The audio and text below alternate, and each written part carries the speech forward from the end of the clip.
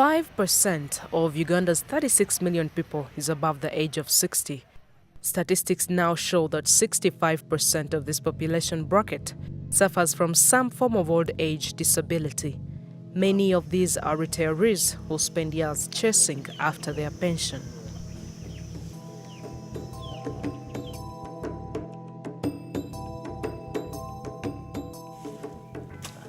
"70-years-old Margaret Nsubuga was forced into retirement from teaching in 1982 after doctors diagnosed her with an eye defect. She steadily received her benefits until suddenly in 1993 her file disappeared.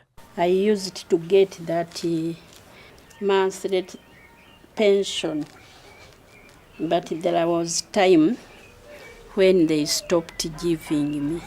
I didn't know the reason why they were not paying me. 45 kilometers away in Luwera district is another pensioner, 63-year-old George Wilson Semwanga.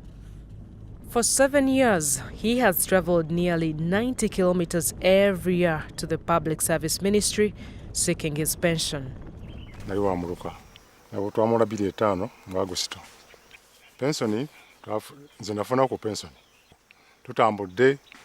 Public service tujuza form biki sente ziganya kulabikako paka wakati naye kati embeera mbi nga mutulaba bannafu abasinga bafudde sente bazifunyeeko naye kizibu kitulina sente zebatuwa tetwazimatira Uganda batujja ne form abemulugunya ku mbalira eyo form tezafiibwako paka kati tetuba ne aliyazi kutubanja emyezi 44.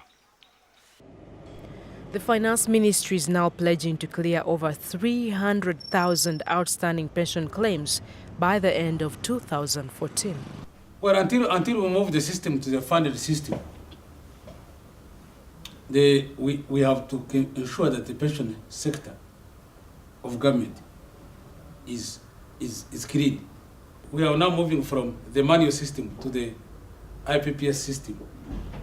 And when we are shifting, I provided them 11 auditors to audit every file that will be moved. Pensioners Nsubuga and Semwanga are, however, skeptical. I will call it a miracle. If there is something, they could write to us and explain why our salary is not there. But in no writing, if you write a letter, no reply. Togandi batekamu abempewo bavaawo nti abempewo nti kati mulindeeko omwaka ogujja budget bwenegwako eno. At the Public Service Ministry in Kampala, where it all plays out, their hands seem to be tied. We depend on the Consolidated Fund, and as you know, the Consolidated Fund has a lot of competing priorities, and pensions and gratuity is one of them. So on an annual basis, we allocated a budget from where to pay pensions and gratuities. And in most cases, what is allocated is less than what we need. So we carry on with arrears every financial year. The private pension scheme has also been hit by numerous shortfalls, key of which has been management of contributors' savings. Alex Atwaire has been contributing to NSSF for over 12 years. I would prefer actually to get my money when I'm mid-career and invest it maybe in real estate or in the securities exchange, in markets that can give me a higher return on investment than currently NSSF is able to give. I am very supportive of the current attempt to liberalize the pension sector. The Public Service Ministry is also conducting reforms. We have also computerized the records, management processes, and also the calculation of the terminal benefits. Where we want to go now is the integrated personnel and payroll system, the IPPS. The IPPS is an automated human resource information management system, which has all the data of an employee right from when they start. The private pension system will be opened up for competition.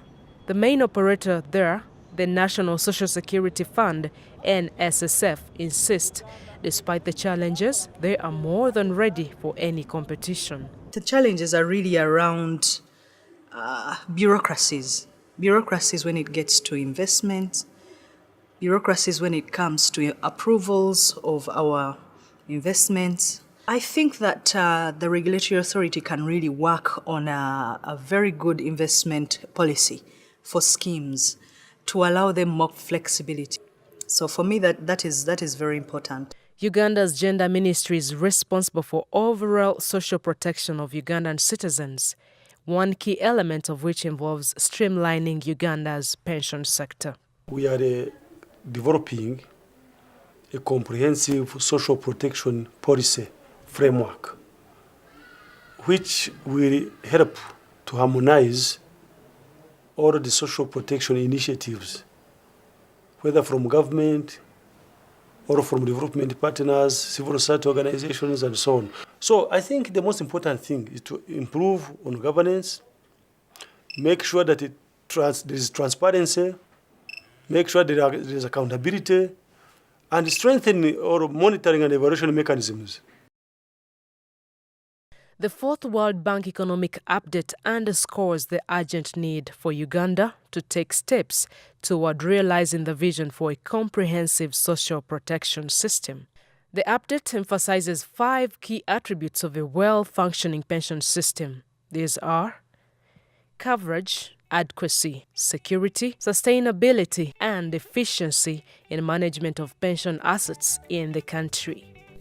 The challenge is to ensure appropriate governance of the new schemes to prevent fraud and corruption, to address the capacity gaps within government, new institutions, and markets.